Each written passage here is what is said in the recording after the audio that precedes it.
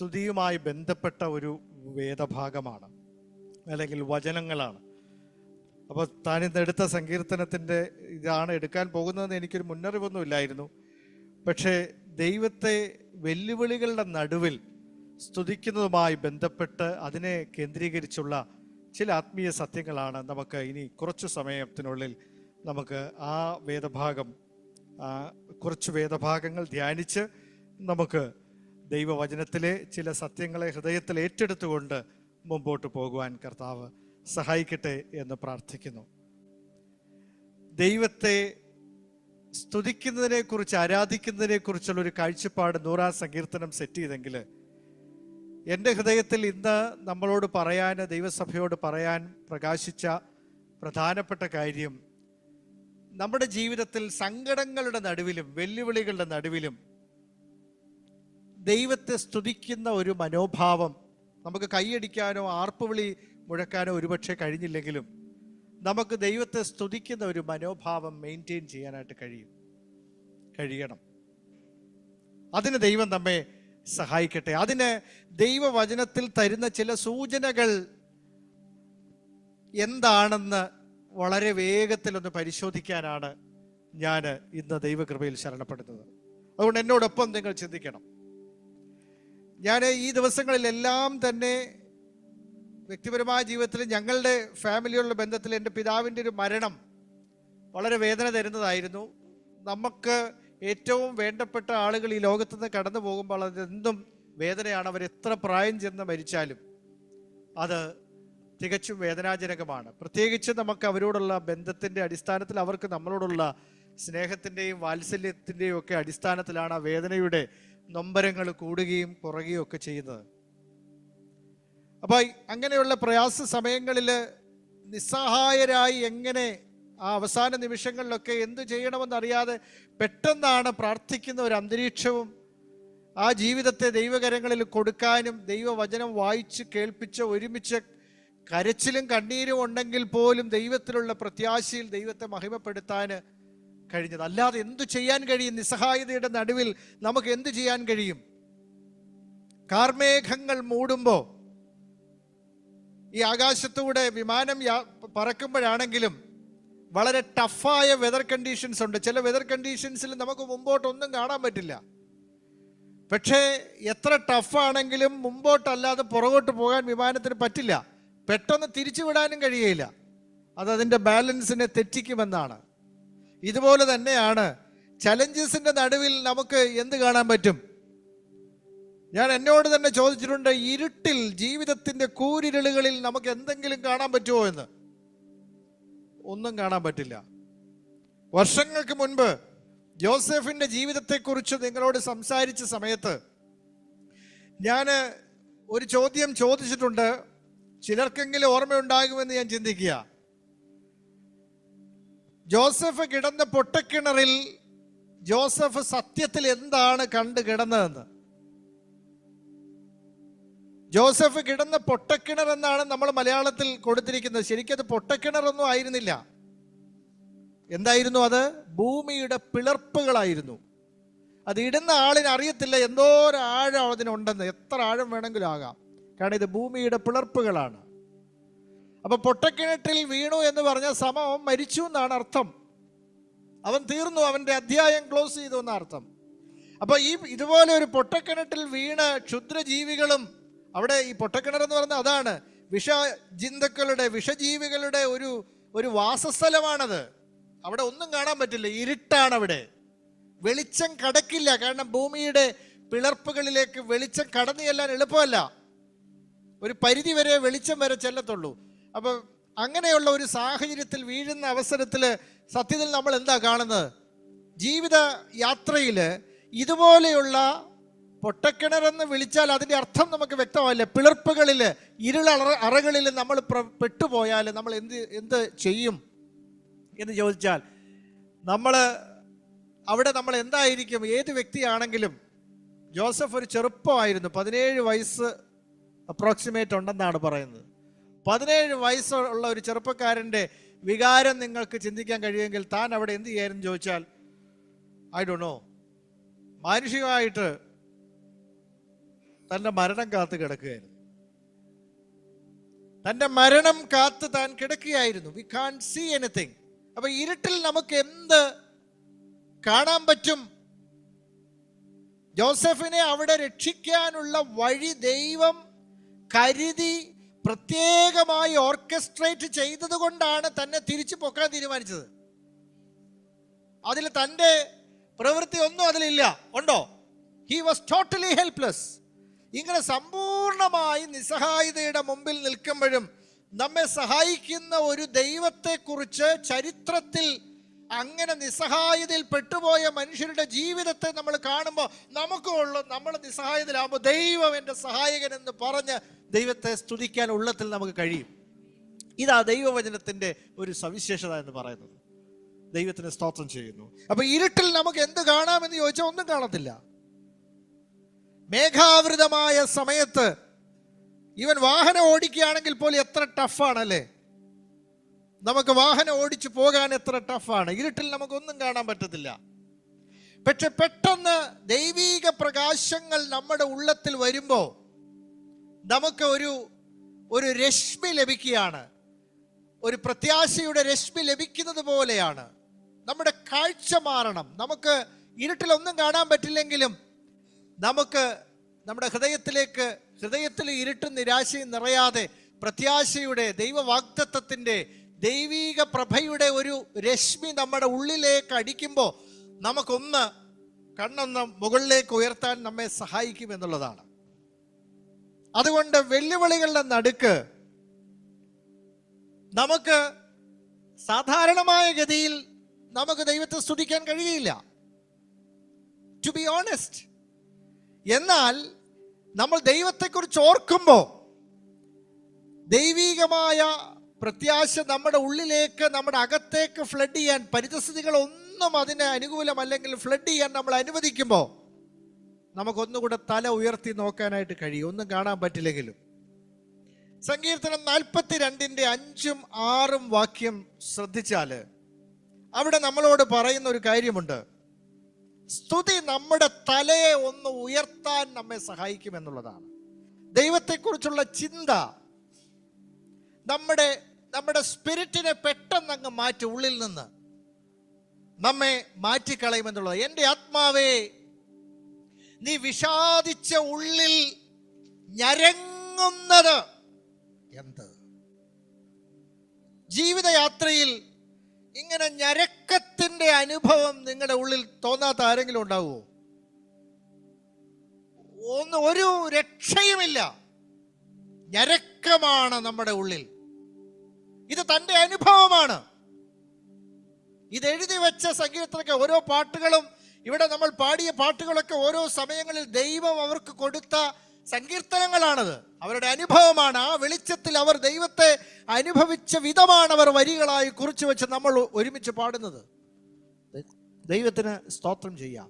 അപ്പൊ ഇത് തൻ്റെ അനുഭവമല്ലേ? തൻ്റെ അനുഭവം ഇപ്പൊ എന്താണ്?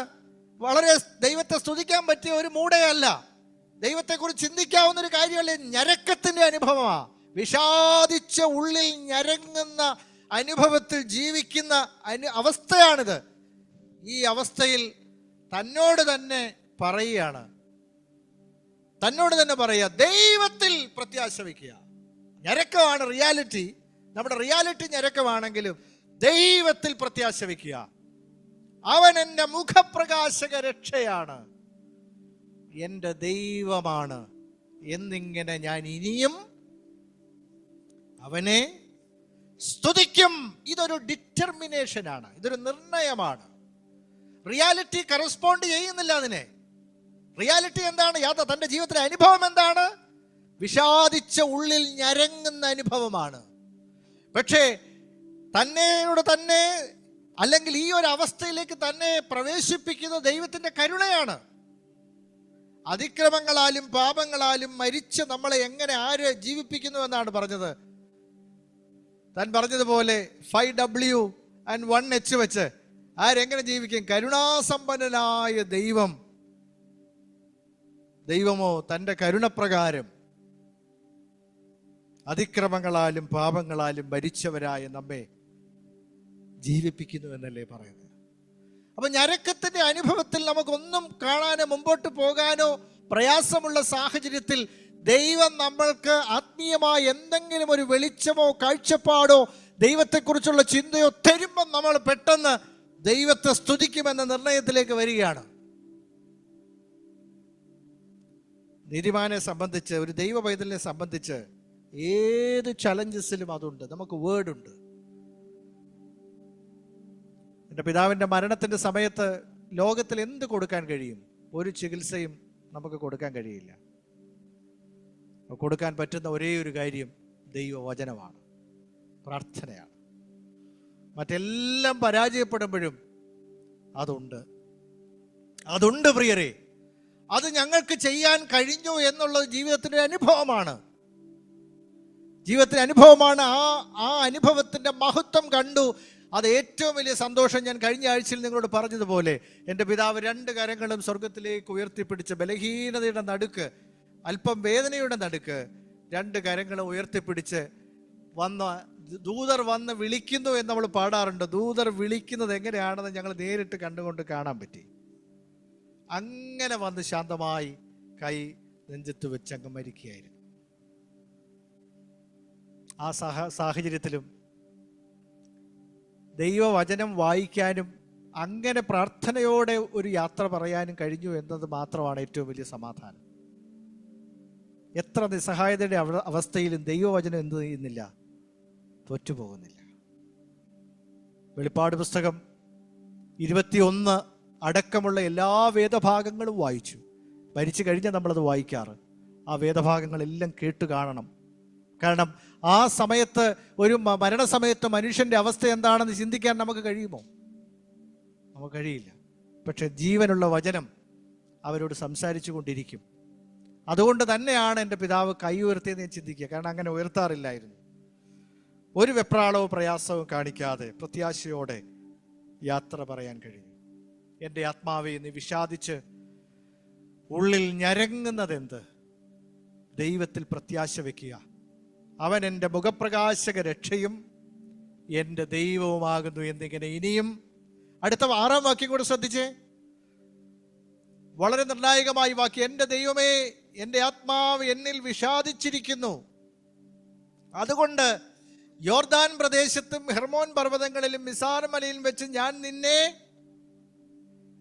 വിഷാദിച്ചിരിക്കുന്നു എന്നതാണ് യാഥാർത്ഥ്യമെങ്കിലും ദൈവത്തെ ഓർക്കുന്നു. അത് ഉള്ളിൽ സംഭവിക്കുന്ന ഒരു കാര്യമാണ്. ബോധമുള്ള സമയത്ത് ദൈവത്തിൻ്റെ വചനത്തിൻ്റെ സത്യങ്ങൾ ഇങ്ങനെ കേൾക്കുന്ന ഈ കാര്യങ്ങൾ പോലും ജീവിതത്തിൻ്റെ പ്രയാസമുള്ള സമയങ്ങളിൽ ഇതിലെ ഒരു വാക്കായിരിക്കും നിങ്ങൾക്ക് ഉള്ളിൽ ബലം തരാൻ പോകുന്നത്. അതുകൊണ്ട് നിസ്സാരമായിട്ട് നമ്മൾ ഇതിനെ കാണരുത്. പക്ഷെ നമ്മുടെ കാഴ്ചകൾ മാറണം. അങ്ങനെ ദൈവത്തെ ഓർക്കുമ്പോൾ നമ്മൾ ദൈവത്തെ സ്തുതിക്കാതിരിക്കാൻ പറ്റില്ല. കാരണം ജീവൻ നൽകുന്ന, കൃപ പകരുന്ന, സൗഖ്യം പകരുന്ന, സമാധാനം പകരുന്ന, മുൻപോട്ടുള്ള വഴിയെ സ്ഥിരമാക്കുന്ന നീതിമാന്റെ മരണത്തിലും പ്രത്യാശയുണ്ട്. കാരണം നീതിമാന്റെ യാത്ര എങ്ങോട്ടാ? മേലോട്ടാണ്. കീഴെയുള്ള പാതാളങ്ങളെ അവൻ ഒഴിഞ്ഞു പോകുമെന്നാണ് വചനം. ഹല്ലേലൂയ. എത്ര നിസ്സഹായമായ അവസ്ഥയിലും ദൈവത്തിൽ പ്രത്യാശ വയ്ക്കാനും ദൈവത്തെ വാഴ്ത്താനും നമുക്ക് അവസരമുണ്ട്, നമുക്ക് വഴിയുണ്ട് എന്ന കാര്യം ഞാൻ വീണ്ടും ഈ പ്രഭാതത്തിൽ നമ്മെ ഓരോരുത്തരെയും ഓർമ്മിപ്പിക്കട്ടെ. ഞാൻ എന്നെ തന്നെ ഓർമ്മിപ്പിക്കട്ടെ. നീതിമാൻ അതിനുള്ള പ്രത്യാശയുണ്ട്, വഴിയുണ്ട്. എത്ര നിസ്സഹായ അവസ്ഥയിലും ദൈവം എൻ്റെ രക്ഷയാണ്. ദൈവത്തെക്കുറിച്ചുള്ള ഓർമ്മകൾ എൻ്റെ സ്പിരിറ്റിനെ ഒന്നുകൂടെ ഉയർത്തും, എന്നെ തളർത്തുകയല്ല. തളർച്ച ഭൗതികമായിട്ടുണ്ടെങ്കിലും ഇമോഷണലായിട്ട് വൈകാരികമായിട്ടുണ്ടെങ്കിലും ഉള്ളിൽ ആ ഒരു പ്രത്യാശ, അത് മാത്രമാണ് നമ്മുടെ രക്ഷ. അല്ലേ? എത്ര നിസ്സഹായം, അത് മാത്രമാണ് നമ്മുടെ രക്ഷ. ദൈവത്തിന് സ്തോത്രം ചെയ്യുന്നു പ്രിയരെ. അതുകൊണ്ട് നമ്മൾ ദൈവത്തിങ്കിലേക്ക് കണ്ണുകൾ ഉയർത്തണം. നമ്മുടെ ട്രബിളുകളിലേക്ക് ആണ് പലപ്പോഴും നമ്മുടെ ശ്രദ്ധ എപ്പോഴും പോകാറുള്ളത്. അല്ലേ? നമുക്കൊരു പ്രയാസം ഉണ്ടാകുമ്പോൾ ആ പ്രശ്നത്തിലേക്ക് തന്നെ നമ്മൾ നോക്കാറുള്ളൂ, ആ വേദനയിലേക്ക്. ആ വേദനയിൽ നിന്ന് മാറി ദൈവത്തിങ്കിലേക്ക് നോക്കണമെന്നൊക്കെ അറിയാമെങ്കിലും പലപ്പോഴും നമുക്ക് കഴിയാറില്ല. അതിനുള്ളൊരു കൃപയല്ലേ നമുക്ക് വേണ്ടത്? നമ്മുടെ പ്രയാസങ്ങളിൽ നിന്ന്, നമ്മുടെ ട്രബിളുകളിൽ നിന്ന് ദൈവത്തിങ്കിലേക്ക് കണ്ണുകൾ ഉയർത്താൻ. അതാണ് എബ്രായ ലേഖനത്തിൽ പറയുന്ന വിശ്വാസത്തിന്റെ നായകനും പൂർത്തി വരുത്തുന്നവനുമായ യേശുവിനെ നോക്കണം. യേശുവിനെ നോക്കുമ്പോൾ കൺസിഡർ, വളരെ ഫോക്കസ്ഡ് ആയിട്ട് കർത്താവിനെ ഓർക്കുമ്പോൾ, ആ സമയത്താണ് എത്ര നിസ്സഹായ അവസ്ഥയിലും കർത്താവിൻ്റെ മരണത്തെ ഓർക്കാൻ കഴിയില്ലേ? അത്രയും നിസ്സഹായ അവസ്ഥയിൽ മരണത്തെ കർത്താവ് എങ്ങനെ അഭിമുഖീകരിച്ചത് എന്ന് നമുക്ക് നോക്കാൻ കഴിയില്ലേ? അതിലും വലിയ ഒരു നിസ്സഹായ അവസ്ഥ മനുഷ്യനുണ്ടോ? നമുക്ക് ഓർക്കാൻ കഴിയും. നമ്മുടെ ട്രബിളുകളിൽ നമ്മൾ ശ്രദ്ധ കേന്ദ്രീകരിക്കുന്നത് അതില്ലെന്ന് നടിച്ചല്ല നമ്മൾ ജീവിക്കുന്നത്. നമ്മൾ ആരാധിക്കുമ്പോൾ ദൈവത്തിൽ കേന്ദ്രീകരിക്കുകയാണ്. നമ്മുടെ യാഥാർത്ഥ്യങ്ങളൊന്നും ഇല്ലാതാവുന്നില്ല, സങ്കടങ്ങളൊന്നും ഇല്ലാതാവുന്നില്ല. പക്ഷെ നമ്മുടെ ശ്രദ്ധ ദൈവത്തിങ്കിലേക്ക് കേന്ദ്രീകരിക്കുമ്പോൾ നമുക്ക് നമ്മുടെ പ്രയാസങ്ങളുടെ വേദനകൾ നമ്മളെ വേട്ടയാടാൻ നമ്മൾ അനുവദിക്കുന്നില്ല എന്നുള്ളതാണ്. ദൈവം എൻ്റെ സഹായകനാണെന്ന് നമ്മൾ ഏറ്റുപറയുകയാണ്. അവിടെ നമ്മൾ പ്രയാസങ്ങളുടെ നടുക്ക് വരുന്ന മറ്റൊരു യാഥാർത്ഥ്യം എന്ന് പറയുന്നത് ദൈവത്തിൻ്റെ സാന്നിധ്യത്തെ അനുഭവിക്കാൻ കഴിയുന്നു എന്നുള്ളതാണ്. എവിടെ അഗെയിൻ ഞങ്ങളുടെ പിതാവിൻ്റെ അവസാന നിമിഷങ്ങളിലുള്ള ബന്ധത്തിൽ ഞങ്ങൾ ആരും ചിന്തിച്ചതല്ല പ്രാർത്ഥിച്ച് യാത്ര അയക്കണമെന്നൊന്നും. അങ്ങനൊന്നും പ്ലാൻ ചെയ്യാൻ കഴിയത്തില്ല. പക്ഷെ ആ 10 minute I believe God took over and immediately ആ റൂമിൽ ഒരു ദൈവ സാന്നിധ്യം ഉണ്ടായി. അല്ലെങ്കിൽ ഞങ്ങൾക്ക് അങ്ങനെ ഈ വചനഭാഗങ്ങളൊക്കെ കൃത്യമായി വായിച്ച് ഇപ്പോഴാണ് ജീവൻ പോകാൻ പോകുന്നതെന്ന് അറിയാനുള്ള എന്തെങ്കിലും ഒരു സിക്സ് സെൻസ് ഉണ്ടോ? ദൈവത്തിൻ്റെ കരുണയും ദൈവത്തിൻ്റെ ആത്മാവ് നയിക്കുകയല്ലാതെ വേറൊരു സിക്സ് സെൻസ് ഇല്ല. ഡോക്ടേഴ്സും പറയുന്നത് അങ്ങനെയുള്ളൂ. ഒരുപക്ഷെ 12 മണിക്കൂർ 24 മണിക്കൂർ എന്നൊക്കെ അവർക്കും പറയാൻ കഴിയുള്ളൂ. We have never imagined he is going to die at that time. പക്ഷേ ദൈവ സാന്നിധ്യം immediately changed the atmosphere. അപ്പോൾ ദൈവ സാന്നിധ്യത്തെ അനുഭവിക്കാൻ, അങ്ങനെയുള്ള ഒരു പ്രയാസങ്ങളുടെയും വെല്ലുവിളികളുടെയും നടുക്ക് ദൈവത്തെ സ്തുതിക്കാൻ പറ്റുന്നത് എങ്ങനെയാണെന്ന് ചോദിച്ചാൽ ഇങ്ങനെയാ: we must appropriate the presence of God and God will give us grace. 140-ാം സങ്കീർത്തനത്തിന്റെ 13-ാമത്തെ വാക്യം ശ്രദ്ധിച്ചേ. 140-ാം സങ്കീർത്തനത്തിന്റെ 13-ാമത്തെ വാക്യം.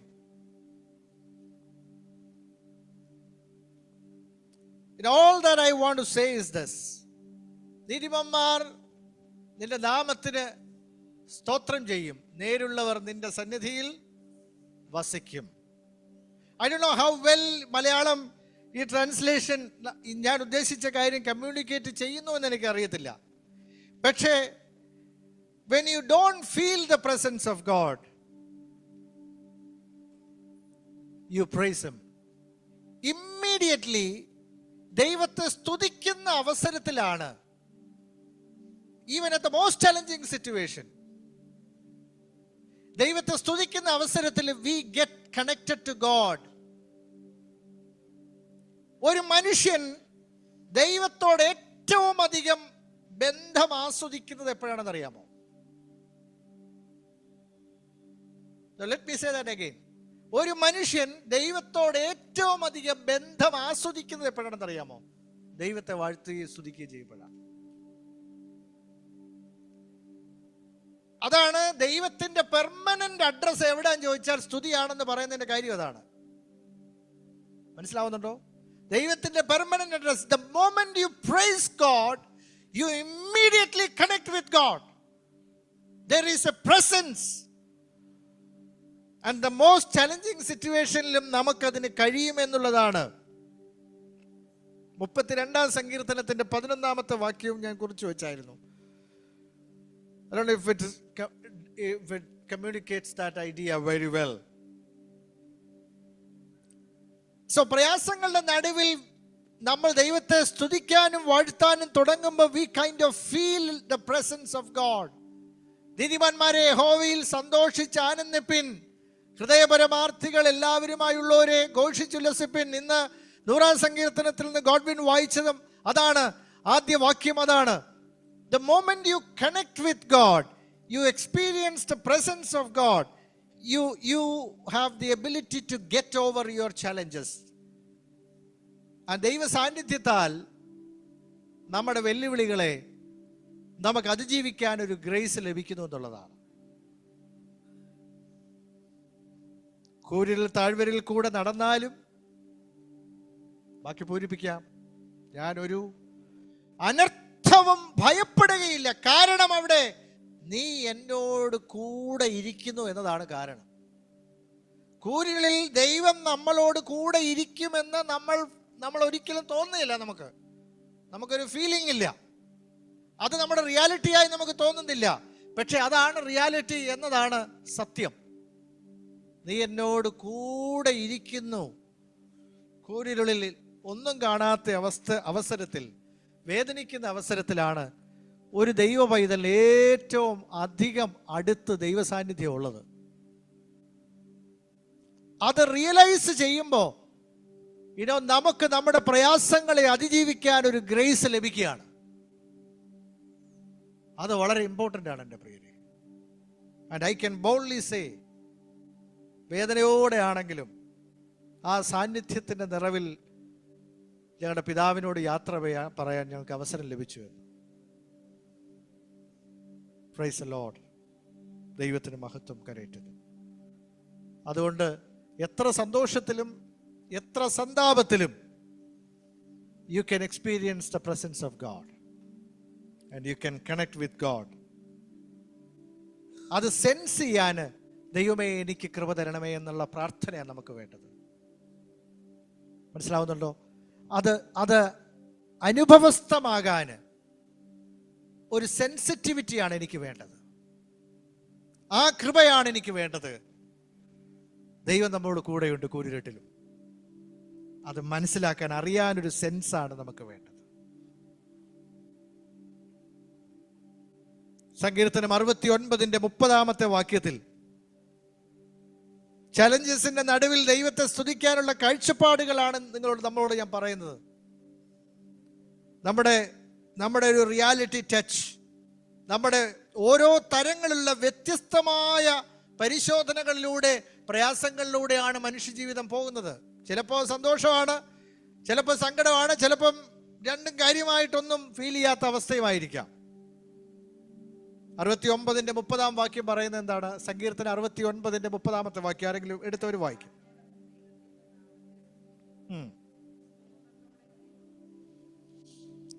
ആ വാക്യം ആർക്കെങ്കിലും ഇംഗ്ലീഷ് ബൈബിൾ കൊണ്ടുവന്നിട്ടുള്ളവർ വായിക്കാമോ? If you can take that in. അതില് മലയാളത്തിൽ വിട്ടുപോയൊരു പദമുണ്ട്. ഞാൻ പാട്ടോടെ ദൈവത്തിന്റെ നാമത്തെ സ്തുതിക്കും. അടുത്ത ഭാഗം, സ്തോത്രത്തോടെ അവിടുത്തെ മഹിമപ്പെടുത്തും. അതിൽ നിങ്ങൾക്ക് ഇപ്പൊ വായിക്കാൻ പറ്റിയില്ലെങ്കിലും കുഴപ്പമില്ല. അവിടെ മാഗ്നിഫൈ എന്നൊരു വാക്കാണ് മഹത്വപ്പെടുത്തും എന്ന വാക്കിന് ഉദ്ദേശിച്ച് കൊടുത്തിരിക്കുന്നത്. മാഗ്നിഫൈ. ഈ മാഗ്നിഫൈ എന്ന വാക്ക്, മാഗ്നിഫൈയിങ് ഗ്ലാസ് എന്ന് നിങ്ങൾ കേട്ടിട്ടുണ്ടോ? നമ്മൾ ചെറിയ അക്ഷരത്തെ ഇപ്പൊ ഈ ഗ്ലാസ് ഉപയോഗിക്കുന്ന ഒരു അർത്ഥത്തിൽ അതാണ്, കാണാൻ വേണ്ടിയിട്ടാണ് നമ്മൾ ഈ മാഗ്നിഫൈയിങ് ഗ്ലാസ് ഉപയോഗിക്കുന്നത്. ദൈവത്തെ വലുതായി കാണുമ്പോൾ നമ്മുടെ പ്രശ്നം ചെറുതായിക്കൊണ്ടിരിക്കും. നമ്മുടെ പ്രശ്നം വലുതായി, നമ്മൾ പലപ്പോഴും പ്രശ്നം വലുതാക്കുന്ന ഈ മാഗ്നിഫൈയിങ് ഗ്ലാസ് ഉപയോഗിച്ചതുകൊണ്ടാണ്. നമ്മുടെ പ്രശ്നം വലുതായിരിക്കുമ്പോൾ ദൈവം ചെറുതായി വരും. Now would you magnify the Lord? ചലഞ്ചസിന്റെ നടുവിൽ നമ്മുടെ കാഴ്ച മാറണം. I will praise the name of God with a song and will magnify him with thanksgiving. Magnify him with thanksgiving. ഇല്ലെങ്കിൽ നമ്മുടെ പ്രശ്നത്തെ മാഗ്നിഫൈ ചെയ്യാൻ നോക്കിയാ God will be small, your problem will be big. You magnify God, your perception changes. അപ്പൊ നമ്മൾ ദൈവത്തെ വാഴ്ത്തുകയും സ്തുതിക്കുകയും ചെയ്യുമ്പോൾ, അങ്ങനെ കണക്ട് ചെയ്യുമ്പോൾ, you actually magnify God. You say that God is greater than my problem. God is greater. And God has a solution. Even in death. And even in the most challenging situation. God has a solution. He can give grace. ഈ ഒരു കൃപയല്ലേ നമുക്ക് വേണ്ടത്? ഈ ഒരു കാഴ്ചയല്ലേ നമുക്ക് വേണ്ടത്? ഞാൻ magnifying ഗ്ലാസിനെ കുറിച്ച് ഓർക്കുമ്പം ഈ അങ്ങ് ആകാശത്തുള്ള വസ്തുക്കളെ കാണാൻ വേണ്ടിയിട്ട് നമ്മൾ ഉപയോഗിക്കുന്നത് അത് തന്നെയല്ലേ ഒരർത്ഥത്തില്? ശരിയല്ലേ? പക്ഷെ ഈ അങ്ങ് ആകാശത്തുള്ള കാര്യത്തെ ഈ കാണാൻ വേണ്ടിയിട്ട് ഉപയോഗിക്കുമ്പോൾ നമ്മൾ എന്താ ചെയ്യുന്നത്? ചെറിയ കാര്യത്തെ വലുതാക്കുകയാണോ, ശരിക്കും വലുതായ കാര്യത്തെ കാണാൻ വേണ്ടിയിട്ടാണോ അത് ഉപയോഗിക്കുന്നത്? ഞാൻ ചോദിച്ച ചോദ്യം നിങ്ങൾക്ക് മനസ്സിലായോ? ശരിക്കും ഈ സാധനത്തിലേക്ക് നമ്മൾ നോക്കുമ്പം, ആകാശത്തിലെ നക്ഷത്രങ്ങളെ നോക്കുമ്പോൾ നമ്മൾ വിചാരിക്കുന്നത് ട്വിങ്കിൾ ട്വിങ്കിൾ ചെറിയ സാധനമാണെന്നാ. ഇത് ചെറിയ സാധനമല്ല. ശരിക്കും വലിയ സാധനത്തെ അതിൻ്റെ ശരിയായ വലിപ്പത്തിൽ, അത്രയും വലിപ്പത്തിൽ കാണാൻ പറ്റത്തില്ലെങ്കിൽ ശരിയായ വലിപ്പത്തിൽ കാണാൻ വേണ്ടിയിട്ടാണ് ഈ മാഗ്നിഫൈങ് ഇത് നമ്മൾ ഉപയോഗിക്കുന്നത്. what we call it? Telescope. Telescope ഉപയോഗിക്കുന്നത് എന്തിനാണ്? ചെറിയ സാധനത്തെ വലുതായി കാണാനല്ല, വലിയ സാധനത്തെ അതിൻ്റെ പെർസെപ്ഷനിൽ അറിയാനാ. അപ്പൊ ഇതിനാ നമ്മൾ ദൈവത്തെ മാഗ്നിഫൈ ചെയ്യാന്നുള്ളത്. ഈ ഒരു കാഴ്ചപ്പാടി കാണാം. റിയാലിറ്റി എന്ന് പറയുന്നത് അതാണ്. നമ്മുടെ കാഴ്ച മാറണം. സ്തുതിക്ക് മാത്രമേ നമ്മുടെ ആ കാഴ്ചയെ മാറ്റാൻ കഴിയൂ. അതുകൊണ്ട് അവിടുത്തെ വാതിലുകളിൽ സ്തോത്രത്തോടെ വരുന്നത് എന്തുകൊണ്ടാണ്? Enter his gates with thanksgiving എന്നാണ് ഇന്ന് നമ്മൾ വായിച്ചത്, അല്ലേ? അവന്റെ വാതിലുകളിൽ സ്തോത്രത്തോടെ വരുന്നത് ശരിയായ ഒരു വീക്ഷണം അതാണ്. ദൈവം ആരാണ്, എന്താണ്, എന്താ ചെയ്യുന്നത്, എന്നോടുള്ള ബന്ധം എന്താണ്, എന്നെ കുറിച്ചുള്ള ദൈവത്തിന്റെ ചിന്തകൾ എന്താണ്, എനിക്ക് വേണ്ടി ദൈവം സൃഷ്ടിച്ച ഈ ലോകം എത്ര മനോഹരമാണ്. പക്ഷെ പൊട്ടന്മാരെ പോലെ പലപ്പോഴും നമ്മൾ ജീവിക്കുന്നത്, അതാണ് സത്യം. പക്ഷെ യാഥാർത്ഥ്യം എന്തെല്ലാം കാര്യങ്ങൾ ക്രമീകരിച്ചുകൊണ്ട് ഒരു ശ്വാസത്തിന് പോലും ദൈവത്തോട് എത്ര നന്ദി പറഞ്ഞാൽ പറ്റും പ്രിയരെ? അതിന് പോലും നമ്മൾ ദൈവത്തോട് കടപ്പെട്ടവരല്ലേ? ഹല്ലേലൂയ. ഒരു നിമിഷം ജീവിക്കാൻ ഭാഗ്യം തരുന്ന ദൈവം എത്ര വലിയവനാണ്. മറ്റൊരു സത്യം പറയുന്നത് 73-ാമത്തെ സങ്കീർത്തനത്തിൽ നിന്നാണ്. അഗെയിൻ, ഞാൻ നിങ്ങളെ കൊണ്ടുപോകുന്ന വഴി നിങ്ങൾ മനസ്സിലാക്കണം. നമ്മളുടെ ജീവിതത്തിലെ ചലഞ്ചസ് ഒരു റിയാലിറ്റിയാണ്. അതിൻ്റെ നടുവിൽ ദൈവത്തെ മഹിമപ്പെടുത്താനുള്ള ഒരു കാഴ്ചയാണ് ഞാൻ നമുക്ക് ഓരോരുത്തർക്കും തരുന്നത്. നമുക്ക് കാണാൻ പറ്റാത്ത സൊല്യൂഷൻസ്, പരിഹാര മാർഗങ്ങൾ ദൈവസന്നിധിയിൽ വരുമ്പോഴാണ് നമുക്ക് കിട്ടുന്നത്. 73-ാം സങ്കീർത്തനത്തിന്റെ 16-17 വാക്യം, ഞാനിത് ഗ്രഹിപ്പാൻ നിരൂപിച്ചപ്പോൾ എനിക്ക് പ്രയാസമായിട്ട് തോന്നി. It doesn't make any sense. ഒടുവിൽ ഞാൻ ദൈവത്തിന്റെ വിശുദ്ധ മന്ദിരത്തിൽ ചെന്നു. അവരുടെ അന്തം എന്താകുമെന്ന് ചിന്തിച്ചു. അതുവരെ ചിന്തിക്കാൻ പറ്റിയില്ലേ? Where lies the problem? In our perception, നമ്മുടെ ചിന്തയിലാണ് പ്രശ്നം. പക്ഷെ നമ്മുടെ കാഴ്ചപ്പാട് നമുക്ക് വലിച്ചെറിഞ്ഞാലൊന്നും പോകുന്നതല്ല. That sticks to us. ശരിയായ വീക്ഷണം നമുക്ക് എപ്പോഴും കിട്ടണമെന്നില്ല. അപ്പൊ നമുക്ക് കാണാൻ പറ്റാത്ത സൊല്യൂഷൻ കാണണമെങ്കിൽ ചിലപ്പോ നമ്മൾ ശരിയായ ഇടത്ത് പോകണം. അതെവിടെയാണ്? ദൈവത്തിന്റെ ആലയത്തിൽ. അപ്പൊ എല്ലാവരും ഹൈലാൻഡ് ഇമ്മാനുവൽ ചർച്ചിലേക്ക് ഓടി വന്ന പ്രശ്നം തീരുമെന്നല്ല അതിന്റെ അർത്ഥം. Some people say, you come to this place, your problem will be solved. No. You appropriate the presence of God. എവിടെ ആയിരിക്കുന്നു അവിടെ വേറിട്ടൊന്ന് പോയി ദൈവ സാന്നിധ്യത്തെ, ദൈവമഹത്വത്തെ ഓർത്ത് ദൈവത്തെ പ്രകീർത്തിക്കുന്ന ഒരു മനോഭാവം. ദൈവമേ, അങ്ങ് വലിയവൻ. എൻ്റെ വെല്ലുവിളികൾ യഥാർത്ഥമാണ്, പക്ഷേ എൻ്റെ വെല്ലുവിളികളെക്കാളും വലിയൊരു ദൈവം ജീവിക്കുന്നു. എനിക്ക് കാഴ്ച തരണമേ എന്ന് പറയുമ്പോൾ ആ ദൈവത്തെ മഹിമപ്പെടുത്താൻ നമ്മൾ ഒരു നിമിഷം വേർതിരിക്കുമ്പോൾ immediately you get a right perspective.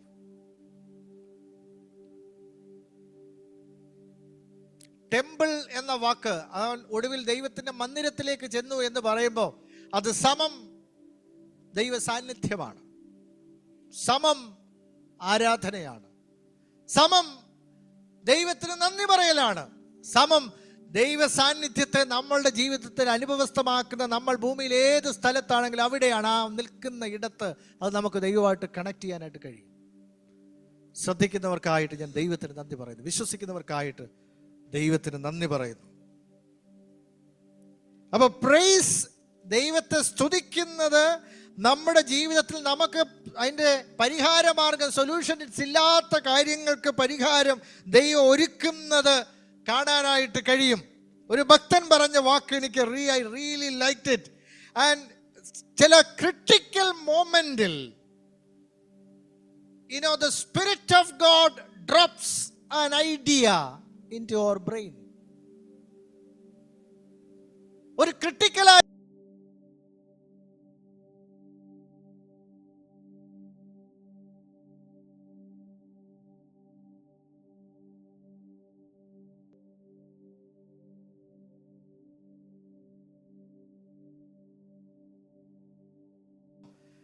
പക്ഷെ അഗൈൻ നമ്മൾ ചുമ്മാതെ എ ഗുഡ് ഐഡിയ, ആരോ പറഞ്ഞു a good idea is not a God idea. ഞാൻ പറഞ്ഞു മനസ്സിലായോ? ചിലപ്പോൾ നല്ല ഒരു സൊല്യൂഷൻ ആയിരിക്കാം, പക്ഷെ അത് ഗോഡ് ഐഡിയ ആണെന്ന് ചിന്തിക്കരുത്. പക്ഷെ ജീവിതത്തിന്റെ ചില പ്രത്യേക മുഹൂർത്തങ്ങളിൽ God will drop a God idea. That is when you connect with God. ശ്രദ്ധിക്കുന്നവർക്കായി ഞാൻ ദൈവത്തിന് നന്ദി പറയുന്നു. അപ്പൊ പരിഹാരം ഇല്ലാത്ത സാഹചര്യങ്ങളിൽ ദൈവം ഒരു ഗോഡ് ഐഡിയ നമ്മുടെ മനസ്സിൽ തരും, ഹൃദയത്തിൽ തരും. അത് ഓർത്ത് ഞാൻ ദൈവത്തിന് സ്തോത്രം ചെയ്യുന്നു. And that happens when we praise God. ദൈവത്തെ മഹിമപ്പെടുത്താൻ, ദൈവമായിട്ട് കണക്ട് ചെയ്യാൻ, ദൈവ സാന്നിധ്യത്തെ അപ്രോപ്രിയേറ്റ് ചെയ്യാൻ കഴിയുന്ന സാഹചര്യത്തിലാണ് ദൈവസന്നിധിയിലേക്ക് ചെല്ലാൻ ഞാൻ മനസ്സ് വെക്കുന്ന ഒരു 10 സെക്കൻഡ് ആണെങ്കിൽ പോലും, തൻ്റെ ജീവിതത്തെ അവസാനിപ്പിക്കാൻ തീരുമാനിക്കുന്ന ഒരു വ്യക്തിക്ക് പോലും he can immediately, the devil will block every other ideas. അല്ലേ? അതാ ആത്മഹത്യയുടെ മുഹൂർത്തത്തിൽ the devil takes over that person's mind എന്ന് completely. He cannot think otherwise. കെട്ടിടത്തിന് മണ്ടയിൽ നിന്ന് താഴോട്ട് ചാടുന്നവര്, വിഷം കുടിക്കുന്നവര്, എത്ര ഭീകരമാണ് നമ്മുടെ നാട്ടിൽ പലയിടങ്ങളിൽ നടക്കുന്ന സംഭവങ്ങൾ. നമ്മുടെ കാഴ്ച മാറ്റാൻ സൊല്യൂഷൻ ഇല്ലാത്ത പ്രശ്നങ്ങളുടെ നടുവിൽ കയറെടുക്കാനോ വിഷം കുടിക്കാനോ അല്ല, ദൈവത്തെങ്കിലേക്ക് ഓടിച്ചെല്ലാൻ, അഭയം പ്രാപിക്കാൻ ദൈവം നമ്മെ സഹായിക്കട്ടെ എന്ന് ഞാൻ പ്രാർത്ഥിക്കുന്നു. ദൈവത്തിൻ്റെ അനുഗ്രഹങ്ങളെ നമ്മൾ ഓർക്കണമെന്ന് ദൈവവചനം പറയുന്നു. 105-ാം സങ്കീർത്തനത്തിലാണ്. ചില മിനിറ്റ് കൊണ്ട് ഞാൻ അവസാനിപ്പിക്കാം. 105-ാം സങ്കീർത്തനത്തിന്റെ 1 വാക്യവും 5-ാം വാക്യവും.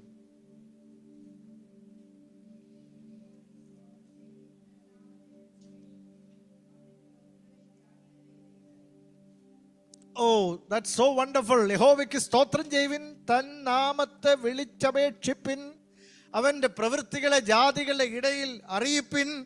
അപ്പോൾ പ്രശ്നങ്ങളുടെ നടുക്ക് നമ്മളെ നെഗറ്റീവാണ് ആകുന്നത്, നമ്മൾ നിഷേധാത്മക സ്വഭാവമുള്ളവരായി തീരുന്നത്. നോ എന്നുള്ള മനോഭാവമാണ്. That is what usually happens. പക്ഷെ ഇവിടെ മറിച്ചാണ് പറയുന്നത്, തൻ നാമത്തെ വിളിച്ചപേക്ഷിപ്പിൻ, അവൻ്റെ പ്രവൃത്തികളെ ജാതികളുടെ ഇടയിൽ അറിയിപ്പിൻ. അതിലൊരു മനോഹരമായ വാക്കിന്ന് എൻ്റെ ചിന്തയിൽ വളരെ ആഴത്തിൽ പതിഞ്ഞത് ഈ വാക്യത്തിൻ്റെ അടിസ്ഥാനത്തിൽ, നമ്മുടെ ദൈവത്തിൻ്റെ മഹാപ്രവൃത്തികളെ ട്രാൻസ്ലേറ്റ് ഇറ്റ് മ്യൂസിക് എന്നുള്ള ഒരു പദമാണ്. ജാതികളുടെ ഇടയിൽ തൻ്റെ പ്രവൃത്തികളെ അറിയിപ്പിൻ എന്നുള്ള ദൈവത്തിൻ്റെ വണ്ടേഴ്സ് മ്യൂസിക്കിലൂടെ നമ്മൾ പാടുമ്പോൾ, അത് മ്യൂസിക് നമ്മൾ പ്ലേ ചെയ്യുമ്പം we are declaring the wonders of God. ആര് കേട്ടാലും അതല്ലേ ചെയ്യുന്നത്? നമ്മൾ പ്രഖ്യാപിക്കുന്ന സത്യം അതാണ്. എ പോസിറ്റീവ് എനർജി നമ്മുടെ ഹൃദയത്തിലേക്കും മനസ്സിലേക്കും വരികയാണ്. അപ്പൊ സ്തുതി ദൈവത്തിന്റെ അനുഗ്രഹങ്ങളെ ഓർക്കാൻ നമ്മെ സഹായിക്കുകയാണ്. ദൈവം എന്താണ് ചെയ്യുന്നത്, എന്താ ചെയ്തുകൊണ്ടിരിക്കുന്നത്, നമ്മുടെ ചുറ്റും എന്താ നടക്കുന്നത് എന്ന യാഥാർത്ഥ്യവുമായി കണക്ട് ചെയ്യാനും ദൈവമാണ് ഇതിൻ്റെ റീസൺ. അതിൻ്റെ കാരണം ഞാൻ ടോട്ടലി നിസ്സഹായനാണെങ്കിലും ദൈവത്തിൻ്റെ കരമാണ് എന്നെ നടത്തുന്നത് എന്നുള്ള തിരിച്ചറിവ് നമ്മെ ദൈവത്തിലേക്ക് അടുപ്പിക്കുകയും ദൈവത്തെ ഹൃദയത്തിൽ വാഴ്ത്താൻ, ഒരു പക്ഷേ കൈയടിച്ചോ നൃത്തം ചെയ്തൊന്നും ദൈവത്തെ വാഴ്ത്താൻ ചിലപ്പോൾ നമുക്ക് പറ്റണമെന്നില്ല. അങ്ങനെ ബൈബിൾ പറയുന്നുമില്ല. സങ്കടമുള്ളവർ പ്രാർത്ഥിക്കാനും സന്തോഷമുള്ളവർ പാട്ടുപാടാനും യാക്കോബ് പറയുന്നുണ്ട്. അതുകൊണ്ട് ഞങ്ങളൊക്കെ ഇവിടെ പറയുമ്പം എല്ലാവരും നിൽക്കണമെന്നൊന്നും ഇല്ലാതെ പറയുന്നത്. ഇപ്പം നമുക്ക് ചില സമയത്ത് നമ്മുടെ ഇമോഷണൽ സെറ്റിങ് കൈ ഉയർത്തി കൈയടിച്ചും ഒക്കെ പാടാൻ പറ്റിയ ഒരു അവസ്ഥയിലായിരിക്കണമെന്ന് നിർബന്ധമില്ല. അപ്പൊ ചോദിക്കും, പൗലോസ് പ്രയാസത്തിന്റെ നടുക്ക് അങ്ങനെ പാടിയില്ലേ? യെസ്, അങ്ങനെ ദൈവത്തിന്റെ ആത്മാവ് നിങ്ങളെ ഉത്തേജിപ്പിക്കുന്ന പക്ഷം നിങ്ങൾ എഴുന്നേക്കും. പക്ഷെ അത് ആരാധനയുടെയും പ്രാർത്ഥനയുടെയും നടുക്ക് സംഭവിക്കുന്ന ഒരു കാര്യമാണ്. ദൈവത്തിന് സ്തോത്രം ചെയ്യുന്നു. അപ്പോ ആ ഒരു നിലയിൽ നമ്മുടെ കാഴ്ച മാറട്ടെ എന്ന് ഞാൻ പ്രാർത്ഥിക്കുന്നു. ഒരു കാര്യം കൂടെ ഇന്ന് പറഞ്ഞ് ഞാൻ അവസാനിപ്പിക്കാം. Praise the Lord. There are a number of other things I have noted.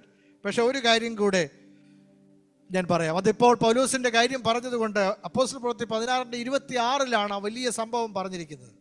പക്ഷെ അവിടെ എന്താ പറഞ്ഞിരിക്കുന്നത്? അവര് സ്തുതിച്ചുകൊണ്ടിരുന്നപ്പോ എന്താ സംഭവിച്ചു? അവരുടെ ചങ്ങലകൾ പൊട്ടി എന്നൊരു വാക്ക് അവിടെ പറയും. Now, how do we apply that today? ഇന്ന് എങ്ങനെയാ നമുക്കത് അപ്ലൈ ചെയ്യാൻ പറ്റുന്നത്? Now, think about it. സ്തുതി എന്നുള്ളത് ചങ്ങലകളെ പൊട്ടിക്കാൻ സഹായിക്കുന്ന ഒരു ഘടകമാണ്. Praise certainly breaks the chain. എങ്ങനെ? എന്ത് ചെയിന? ഇന്ന് നമ്മളെ വരിഞ്ഞു മുറുക്കുന്ന ചങ്ങലകൾ, കയറുകൾ എന്തൊക്കെയാണെന്നറിയാമോ? മുറുകെ പറ്റുന്ന പാപങ്ങൾ ഒരു ചങ്ങലയാണ്. ചില മനോഭാവങ്ങൾ, ചിരിക്കാൻ പറ്റില്ല ചിലർക്ക്. സങ്കടത്തിലിരിക്കുന്നവരെ ഒന്ന് തൊട്ട് ആശ്വസിപ്പിക്കാൻ പറ്റില്ല. You break the chain. It is a chain. The chain of selfishness, സ്വാർത്ഥത എന്ന ചങ്ങല നമ്മളെ മൂടിയിരിക്കുക. മറ്റൊരാൾക്ക് എന്ത് സംഭവിക്കട്ടെ, ഐ കെയർ അബൌട്ട് മൈസെൽഫ്. ഇതൊരു ചെയിനാണ്. ഇതിനെ പൊട്ടിക്കാൻ നമുക്ക് പറ്റുമോ? ഇതിനെ എല്ലാം പൊട്ടിക്കാൻ ചില അഡിക്ഷൻസ്, ആ ഒരു ബാറ്റിലാണ്. ചിലതിനെ ഭേദിക്കാൻ, പൊട്ടിക്കാൻ സ്തുതിക്ക് കഴിയും. You just praise God and connect with God and give your life as an offering to God. ദൈവത്തിന് കഴിക്കുന്ന ഒരു യാഗമാണ് സ്തുതി എന്ന.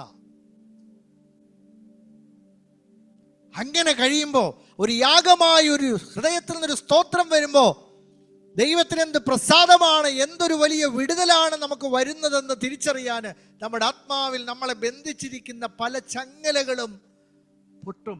അതാണ് നമ്മൾ പണ്ട് പാടുമ്പോൾ നമ്മൾ പാട്ടുപാടും പറഞ്ഞു, ബന്ധനം അഴിയും, കെട്ടുകൾ അഴിയും.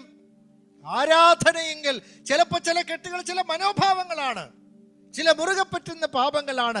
ഇതിനെയൊക്കെ അതിജീവിക്കാൻ ഒരു ഗ്രേസ്, ഒരു കൃപ ദൈവം തരാൻ ദൈവത്തെ സ്തുതിക്കുന്ന അവസരത്തിൽ നടക്കും എന്നുള്ളതാണ്. നമ്മുടെ പ്രാർത്ഥനകൾക്ക് മറുപടി കിട്ടാതെ വലയുമ്പോൾ ഒരു ഭക്തൻ പറഞ്ഞത് എങ്ങനെയാണ്? Translate your prayers into praises എന്ന്. നമ്മുടെ പ്രാർത്ഥനകളെ, അപേക്ഷകളുടെയും ആ മോഡൊന്ന് മാറ്റി നമ്മൾ അതിനെ സ്തുതിയാക്കി പരിണമിപ്പിക്കാൻ, അത് വിശ്വാസമാണ്. ദൈവമേ അങ്ങനെ ബലപ്പെടുത്തിയതിനായിട്ട് നന്ദി എന്ന് പറയുമ്പോൾ അത് വിശ്വാസമാണ്. ദാറ്റ്സ് ഫെയ്ത്ത്, അല്ലേ? അത് വിശ്വാസമാണ്. എനിക്ക് സങ്കടമുണ്ട്, എൻ്റെ കണ്ണുനീർ തുടയ്ക്കുന്ന ദൈവ സാന്നിധ്യത്തിനായിട്ട് ഞാൻ നന്ദി എന്ന് പറയുമ്പോൾ അത് ഫെയ്ത്ത് ആണ്. That takes faith to say that. May God give us grace to face our challenges. നമ്മുടെ വെല്ലുവിളികളെ അഭിമുഖീകരിച്ച് അതിൻ്റെ നടുവിൽ ദൈവം എന്ന യാഥാർത്ഥ്യവുമായി കണക്ട് ചെയ്യാൻ, ദൈവ സാന്നിധ്യം അനുഭവിക്കാൻ, അതിജീവിക്കാൻ, അവൻ എൻ്റെ മുഖപ്രകാശക രക്ഷയും എൻ്റെ ദൈവവും എന്ന് പറയാൻ നീ വിഷാദിച്ചുള്ളിൽ ഞരങ്ങണ്ട. ഞാൻ ദൈവത്തെ സ്തുതിക്കും, എനിക്ക് ജീവനുള്ളിടത്തോളം നാണ്. ദൈവത്തെ വാഴ്ത്തുമെന്ന മനോഭാവത്തിൽ തന്നെ ജീവിക്കാം, ദൈവത്തോട് പറ്റിയിരിക്കാം. തീർച്ചയായിട്ടും അവൻ നമ്മുടെ രക്ഷകനാണ്, നമ്മുടെ സഹായകനാണ്, മഹത്വത്തിലേക്ക് നമ്മെ വിളിച്ച ദൈവമാണ്, നമ്മെ വിളിച്ച ദൈവമാണ്. ദൈവത്തിന് സ്തോത്രം ചെയ്ത് നമ്മുടെ ജീവിതത്തെ സമർപ്പിച്ച് ഈ വചനത്തിൻ്റെ മുമ്പാകെ ഏതെങ്കിലും ചില സത്യങ്ങളെങ്കിലും നിങ്ങളോട് സംസാരിച്ചിട്ടുണ്ടെങ്കിൽ അത് ഹൃദയത്തിൽ സംഗ്രഹിച്ചുകൊണ്ട് ദൈനംദിന ജീവിതത്തിൽ അത് പ്രായോഗികവൽക്കരിക്കാൻ ദൈവസ്നേഹത്തിൽ നമ്മെ ഓരോരുത്തരെയും ബുദ്ധി ഉപദേശിച്ചുകൊണ്ട് എൻ്റെ വാക്കുകൾക്ക് വിരാമം കുറിക്കുന്നു. ദൈവം നമ്മെ സമൃദ്ധമായി അനുഗ്രഹിക്കുകയും ആശ്വസിപ്പിക്കുകയും ധൈര്യപ്പെടുത്തുകയും ചെയ്യട്ടെ എന്ന് പ്രാർത്ഥിക്കുന്നു. ഒരു നിമിഷം ശാന്തമായിരിക്കും. ആത്മാവേ ഉള്ള മതിൽ ഖേദത്താൽ ഞെരങ്ങുന്നുവോ? ആത്മാവേ ഉള്ള മതിൽ ഖേദത്താൽ ഞെരങ്ങുന്നുവോ? അവൻ നിൻ രക്ഷയുമേ, നിന്നുടെ മുഖപ്രകാശവുമേ. അവൻ നിൻ രക്ഷയുമേ, നിന്നുടെ മുഖപ്രകാശവുമേ. ആശ്രയം നീ, ശൈലവും നീ, കോട്ടയും നീ എന്നും കാക്കും. ആശ്രയം നീ, ശൈലവും നീ, കോട്ടയും നീ എന്നും കാക്കും. ഹെർമോൻ മലകളിലും യോർദാൻ തലങ്ങളിലും, ഹെർമോൻ മലകളിലും യോർദാൻ തലങ്ങളിലും എല്ലായിടങ്ങളിലും നിന്നെ നിരന്തരം സ്തുതിച്ചിരും ഞാൻ. എല്ലായിടങ്ങളിലും നിന്നെ നിരന്തരം സ്തുതിച്ചിരും ഞാൻ. ആശ്രയം നീ, ശൈലവും നീ, കോട്ടയും നീ എന്നും കാക്കും. ആശ്രയം നീ, ശൈലവും നീ, കോട്ടയും നീ എന്നും കാക്കും. മാന്നീർത്തോടിനായി ദാഹിച്ചു കാക്ഷിക്കും പോലവേ എന്നാത്മാവിൻ ദാഹമോ നിനക്കായി എൻ ദൈവമേ. മാന്നീർത്തോടിനായി ദാഹിച്ചു കാക്ഷിക്കും പോലവേ എന്നാത്മാവിൻ ദാഹമോ നിനക്കായി എൻ ദൈവമേ.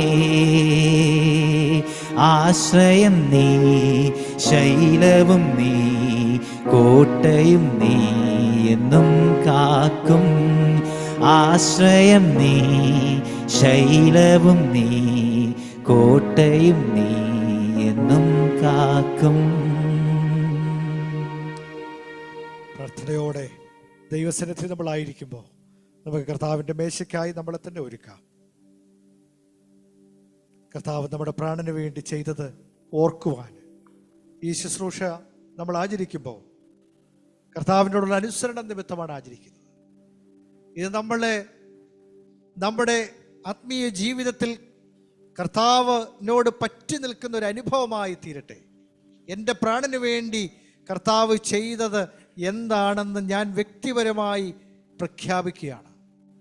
ക്രിസ്തുവിൻ്റെ മരണത്തെ പ്രസ്താവിക്കുകയാണ്. യേശുവിൻ്റെ മരണത്തെ എൻ്റെ പ്രസ്താവനയാണ് ഈ ശുശ്രൂഷ. ഈ ശുശ്രൂഷയുടെ ഭാഗമൊക്കെയാകുമ്പോൾ ഏറ്റവും പ്രധാനമായിട്ട് എമ്മവസിലേക്ക് പോയ ശിഷ്യന്മാരുടെ കണ്ണ് തുറന്നതുപോലെ നമ്മുടെ കാഴ്ചകൾക്ക് പരിശുദ്ധാത്മാവിൻ്റെ സാന്നിധ്യം കൊണ്ട് ഒരു മാറ്റമാണ് ഉണ്ടാവേണ്ടത്. ഹല്ലേലൂയ. കർത്താവിനെ അനുഭവിക്കാൻ ദൈവം നമ്മെ സഹായിക്കുമാറാകട്ടെ. നമ്മുടെ പ്രാണന് വേണ്ടി കർത്താവ് ചെയ്തത് ഓർക്കാൻ, നല്ല ഇടയനായ കർത്താവിനെ ഓർത്തുകൊണ്ട് ആടുകൾക്ക് വേണ്ടി അല്ല, എനിക്ക് വേണ്ടി ജീവനെ തന്ന യേശുവിനെ ഓർത്തുകൊണ്ട് ഈ ശുശ്രൂഷയുടെ ഭാഗമാകാൻ, അതിൻ്റെ അർത്ഥവും ആഴവും ഒന്നുകൂടെ വ്യക്തതയോടെ ഗ്രഹിക്കാൻ എന്നെ സഹായിക്കണമേ എന്ന പ്രാർത്ഥനയോടെ ഇതിലേക്ക് കരം നീട്ടാൻ ദൈവത്തിൻ്റെ ആത്മാവ് നമ്മെ സഹായിക്കുമാറാകട്ടെ. നിസ്തൂല സ്നേഹത്താലേ ക്രിസ്തുവേ എന്നെയും നീ, നിസ്തൂല സ്നേഹത്താലേ ക്രിസ്തുവേ എന്നെയും നീ, നിന്മകനാക്കുവാൻ തിന്മകൾ പോക്കുവാൻ വിൺമഹിമാവേടിഞ്ഞു.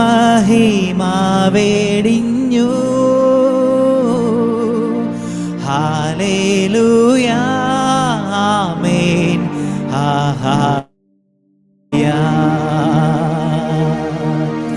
ഹല്ലേലൂയ ആമേൻ ഹല്ലേലൂയ.